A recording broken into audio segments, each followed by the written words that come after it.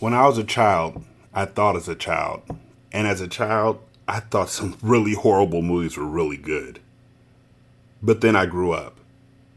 Hindsight is a podcast where my friend Brandon and I go back and look at movies that we thought were dope when we were kids or young adults. Some of them are just as good as we remember them. But other ones, I mean, really, if you as a grown adult are not terrified by Junior from Problem Child,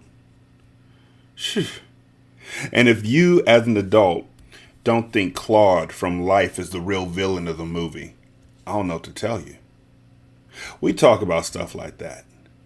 We also talk about things like how Steve Latimer from The Program is the worst person in the world. How Belly was a great music video, but a horrible movie. And why Kevin from Home Alone was absolutely a horrible kid. Now, Brendan doesn't believe in half the stuff that I'm saying, so we usually end up arguing about it, which makes this show excellent. And we have a great time doing it. It's funny, it's insightful, and we get some really great folks on to talk to us about it. So check it out.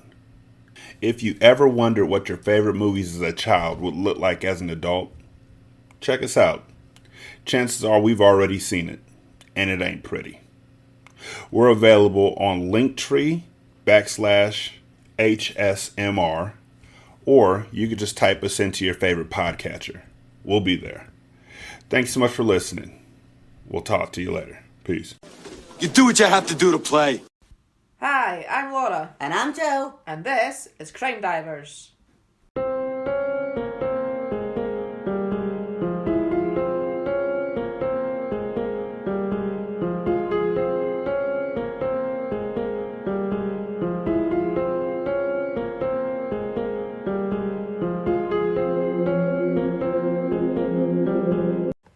Hello everybody, welcome to today's episode. Hello. Where in the world are we today? We are in England, UK. I don't know why I said it like that. England, UK, right. Yeah. Okay. So this is just Friday the 13th. Oh.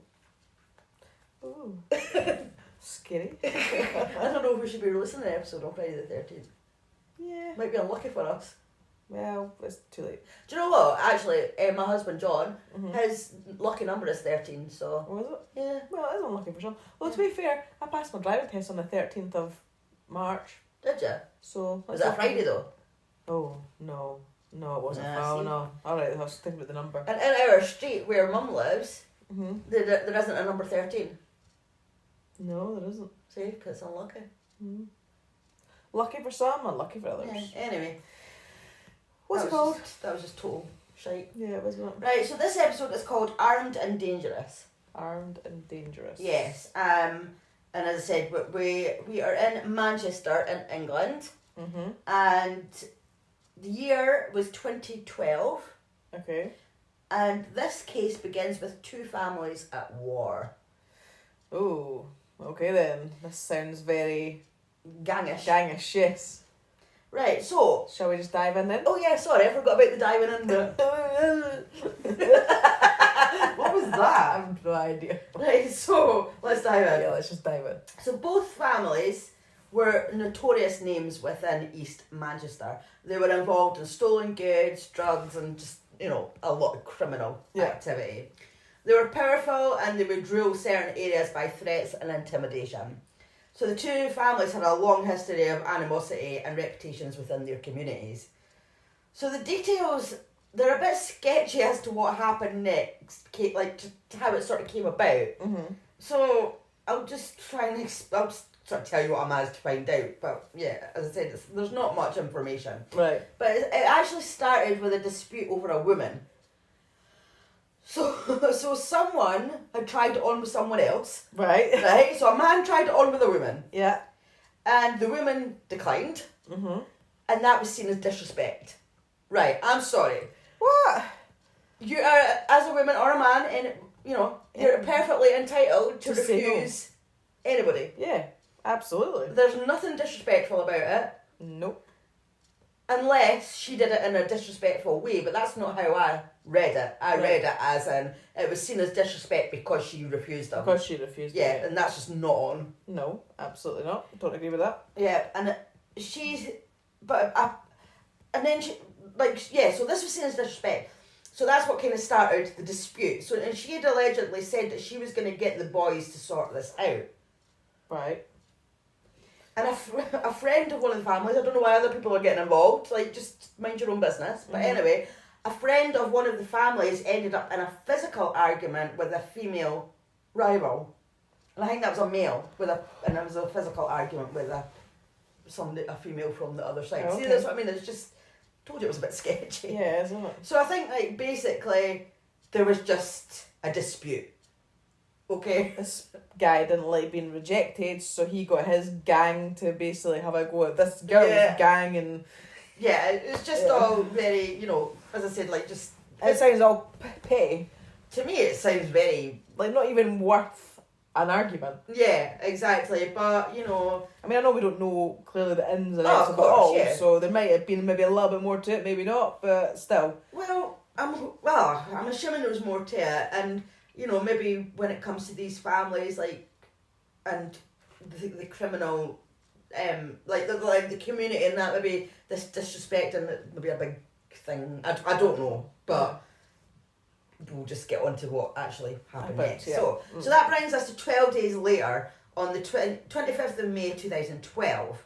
So 23-year-old Mark Short was in the Cotton Tree pub in Doyleston, I think that's how you pronounce it, Manchester, drinking with his friends and his dad, David. So just before closing time, a masked gunman entered the pub.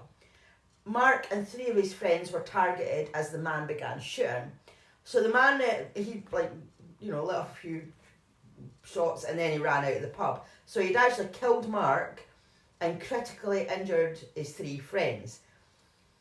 So unfortunately, the witnesses in the pub were mostly part of of criminal associations, so they wouldn't speak to the police, which obviously made it like a difficult investigation. Yeah.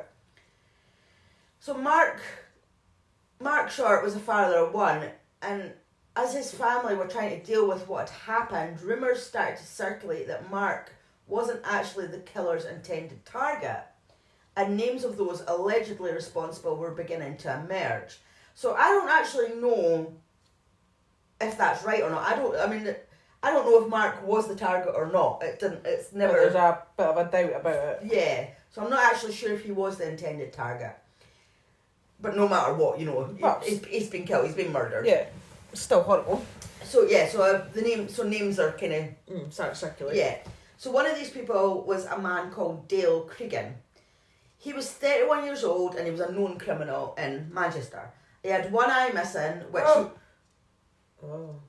What? I know this guy. Like, not know him personally, but is this a case that... Wait, I kind of... no, because there's a case that I know about this guy with 1 eye, I thought... You actually know of a true crime case? Yeah. That you haven't researched? You actually just know it? Well, I might do. I mean, carry on. I'll just, like... Wow. I don't want to obviously ruin it if I'm wrong or if I'm right, so just... I just know that name. I'm impressed. And the fact that he just said he's got 1 eye, I'm like, I know this guy. Well, he had 1 eye missing, which he claims that he lost in a fight in Thailand, but the police believe that his eye was actually forcefully and intentionally removed by fellow gangsters. Mm-hmm. So Kriegen had a long criminal history, so he was well known to the police. Mm-hmm. On the 12th of June 2012, Kriegen was arrested at Manchester Airport as he arrived back to the UK after a trip to Thailand. He must go there regularly. Oh, yeah, must have. Police suspected that if he was the killer, then he hadn't worked alone. But they really did have to be careful of like any reprisals because, they were all. But when it comes to gangs, like you're gonna, if one person gets, there'll be a retaliation. Yeah. From the other family or gang or whatever. Well, that's it. I mean, they were worried that there could be other attacks, but obviously their main priority was to find the people involved. But these people were like highly skilled in covering their tracks, and they would have had a whole load of associates who would protect them. You know what these gangs are like. So there were hundreds of people on both sides of the dispute who could be in danger from further attacks. So this was turning into one of Greater Manchester Police's largest investigations. So unfortunately at that point though, police couldn't get enough evidence together to charge Dale Kriegen, so he was let go. However, a few weeks later, two of his associates, 27-year-old Luke Livesey and 30-year-old Damien Gorman, they were arrested and charged with murder and 3 attempted murders, because the Mark's three friends, they were injured but they didn't die, so it's attempted murder for them. So on the 12th of August 2012, which was about 10 weeks after Mark Short's murder, Mark's dad, David, who was 43, was outside his house unloading stuff from a car. Two men ran at him with weapons. He ran through his house with the men chasing him and shooting at him. This is so weird because it's Manchester, it's England. We don't have guns. Well, we do have guns, but you know what I mean? It's not... Yeah, that's scary. Yeah, I mean, like, most of our crimes are not with guns, are they? No, like knives and fists and all other stuff, but it's quite, well, that's not all as well. There's actually another weapon which I'm just about to tell you. David ran out the back of his house and they cornered him in an alleyway behind a gate, and he was actually already dying by now because they'd been shooting at him. So he was obviously sort of collapsed on the ground, and then a hand grenade was thrown onto his body. Oh my god! Yeah, really? A hand grenade. Oh wow! Yeah. Well, not wow as in wow, but wow as in, oh my god, that's awful. So obviously he died. Oh. So that's Mark and David, like father and son, have both been killed. So the use of military grenades is not something that Manchester Police had seen before, and obviously it's a weapon that causes significant destruction. So as officers hunted for the killers, evidence from this attack and from the murder of Mark seemed to be pointing at Dale Kriegen along with certain associates. So they managed to link him through forensics, but also moments after David Short's murder, Kriegen went to an address nearby on Luke Road, and he was actually caught on CCTV with what police believed was the gun used to kill David. And the CCTV also caught him taking the pin out of the grenade and throwing it at an address in Luke Road. So I don't know why. But I don't know why that was, because he'd already thrown the grenade at David, and then this was like a nearby address, and you actually see him on CCTV taking the pin out and throwing it, and you actually see the wall of the person, because it was obviously a neighbour's CCTV, and you actually see the wall sort of like moving because of the explosion. The explosion, So, that's not what you expect in Manchester, is it? Like guns and grenades. No, definitely not. Is this the guy you thought it was? Well, I'm not sure yet, because I'm wondering if there's more to this story. Okay, well, we'll just keep going. Just keep going, because there's a part that I know, or I think, that this guy was involved in, so I'm wondering what's... I might... Well, can I be honest with you? I can't remember the rest of this. So, I don't know. So, I'll tell you, if I do. Right, so... What had started out as an apparently disrespectful woman had escalated into 2 murders. I mean, that's a lot. Grenades. That's a lot. And guns and grenades. Yeah, that's a lot. It was an extremely unusual and violent event, particularly with the use of grenades. So that created huge challenges for the police. It was a very complex investigation because they knew that somebody they knew was on the loose, and they knew that he was capable of using hand grenades, which had never been seen before in mainland UK. And they knew that he wasn't afraid to kill or to injure. Totally not. So, that's terrifying. No, it's very scary. So this cold-blooded attack sparked a nationwide manhunt, and the police were also aware that this could cause even more violence, because obviously, the gangs, and that they had a killer on the loose with access to very deadly weapons. I wonder where he got them from. I know. Well, he must have some connection. Yeah. So with advice from the military, the police knew that the grenades had a kill range of 50 metres and a maiming range of 100 metres. So after seeing the level of violence that Kriegen was prepared to use, there were fears that he could kill even more people. Because imagine if he just threw a grenade into a pub, a nightclub, like any sort of public place... Everybody would die. Or be seriously injured at very least. So, obviously, this was terrifying that this level of weaponry was on the streets of Manchester, and Kriegen was identified as a national threat. That's big, a national threat. That is quite big, yeah.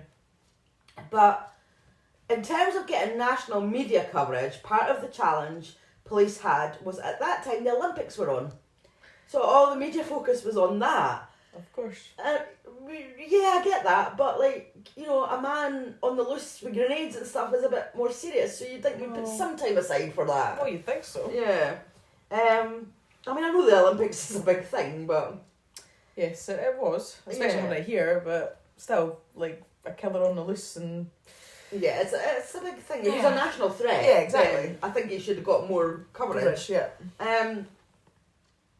So suspecting the same man was responsible for the 2 murders and had the use of such destructive weapons, the police decided to put up a reward for any information. So they discussed putting up a reward of £25,000, but it was quickly realised that £25,000 it just wasn't enough to get anyone to talk, because it's not a life-changing amount of money. Probably especially in the gang world. Well, exactly. They'd have plenty of money coming in from probably illegal stuff and... Exactly.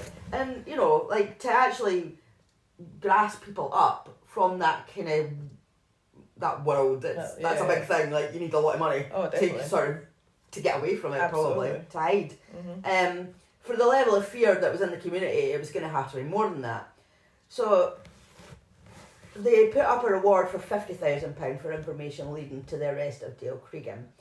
So, but people in the Droylsden area were taking down posters and saying that if anyone grassed Kriegen up, so obviously part of his side, saying that if anyone grassed him up, then they wouldn't live long enough to spend £50,000. No. So it was suggested that £1 million should be offered, but this was just considered as too excessive.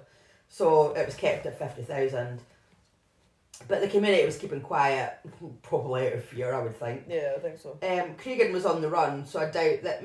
I mean, a lot of people probably didn't even know where he was anyway. They maybe knew it was him, who he was, and all the rest of it. If he's on the run, he's not going to be telling people where he is. Oh, no. There may be like a select few people that would know, but... Yeah.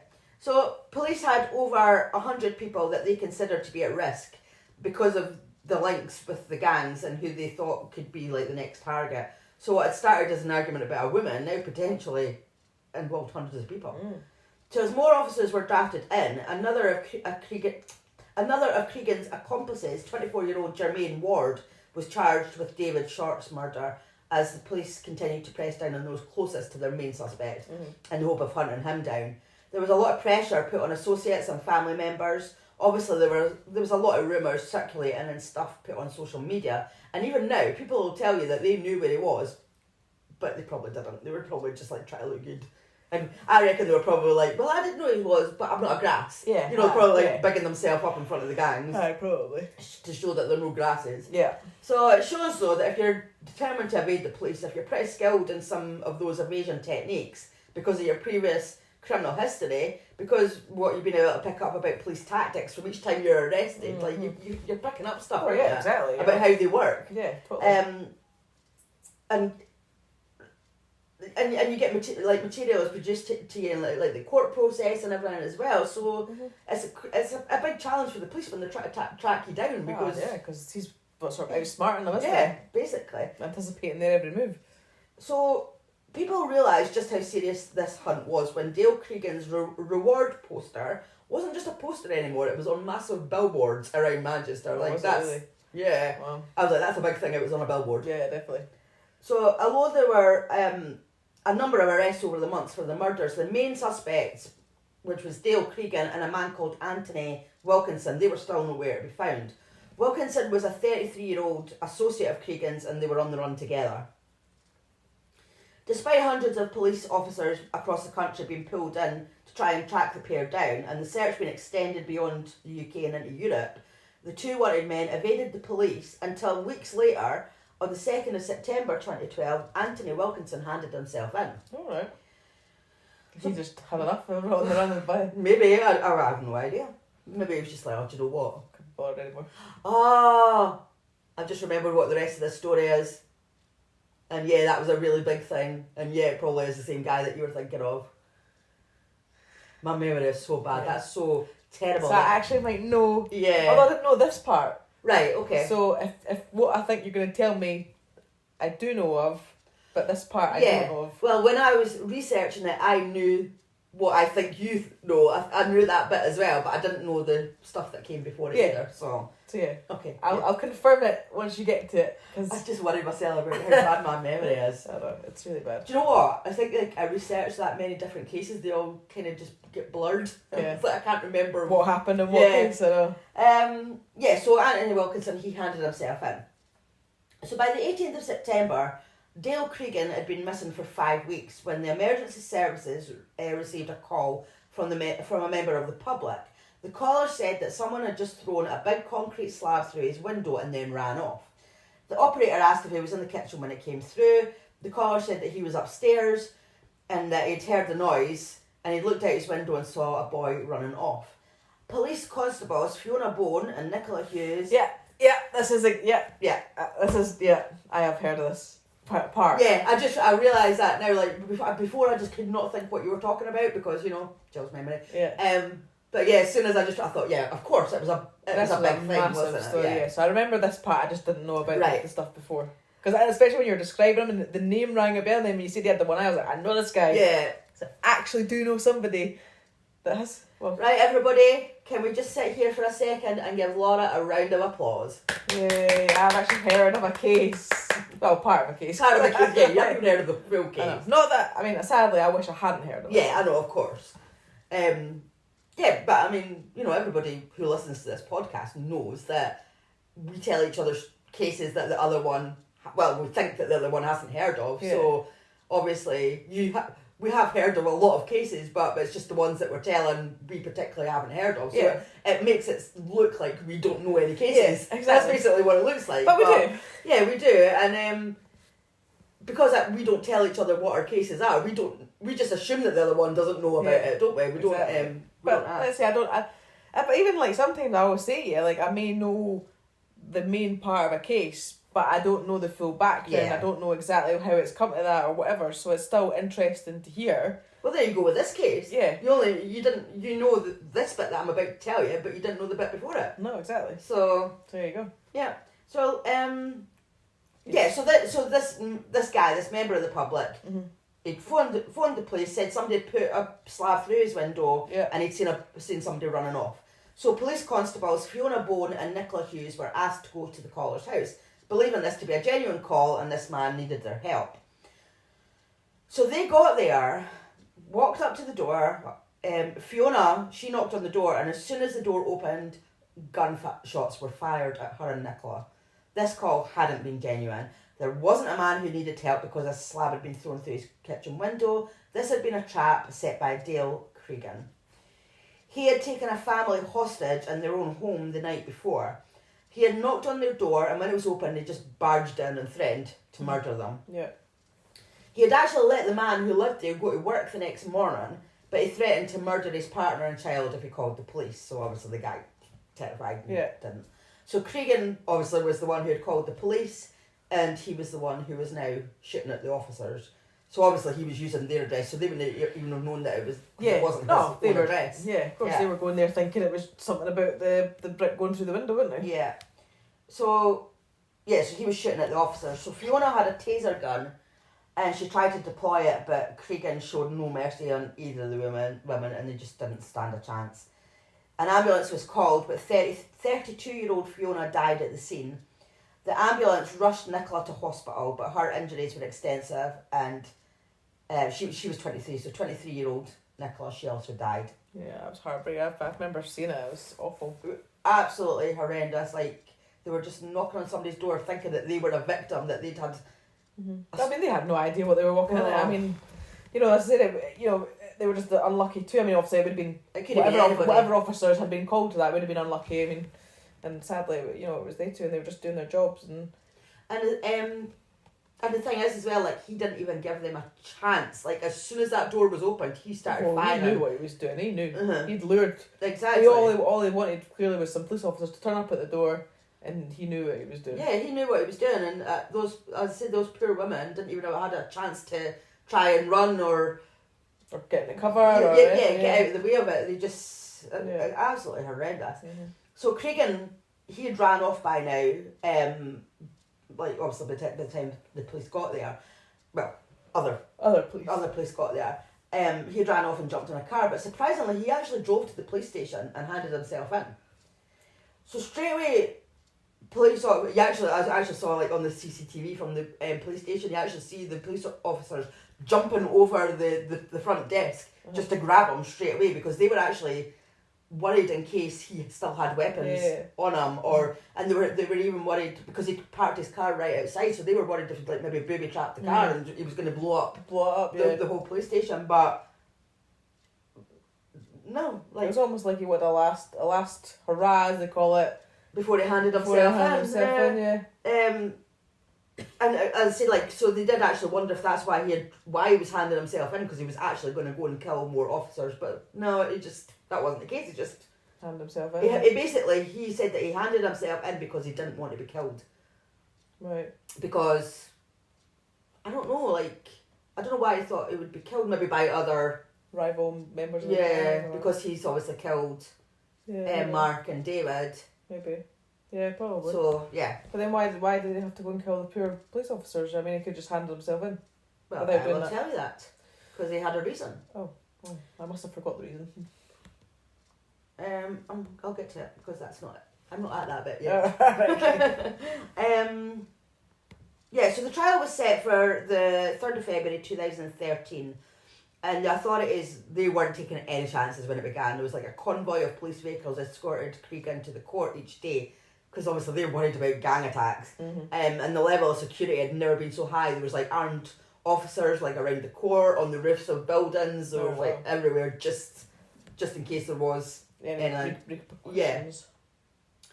So Dale Kriegen pled not guilty to any of the 4 murders, but in the second week of the trial he changed his plea to guilty for all of them. And he said that the reason that he killed the police officers, I was just about there. The reason that he killed the police officers was because during the manhunt for him, his family had been hounded by the police and he wanted revenge. That's awful, isn't it? Of course his family were hounded. They were trying to find a killer. Well, exactly. So the first place they were going to go to is his family. That's funny, mate, but that's your fault. You're the one that's been hunted, so it's your fault that your family have been hounded, because it wasn't for you being a killer and in a gang and on the run, the police wouldn't have been interested in your family. So that's not the police's fault. They're doing their jobs, and those 2 poor police officers, they shouldn't have gone out to do their job and not come home that day. That's awful. That is just absolutely awful. horrendous. What a pathetic excuse. Yeah.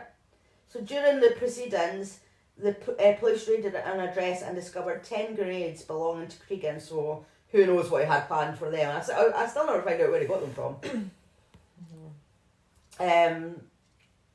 The trial lasted for 19 weeks. That's a long trial, 19 weeks. And Dale Kriegen was found guilty of murdering Mark and David.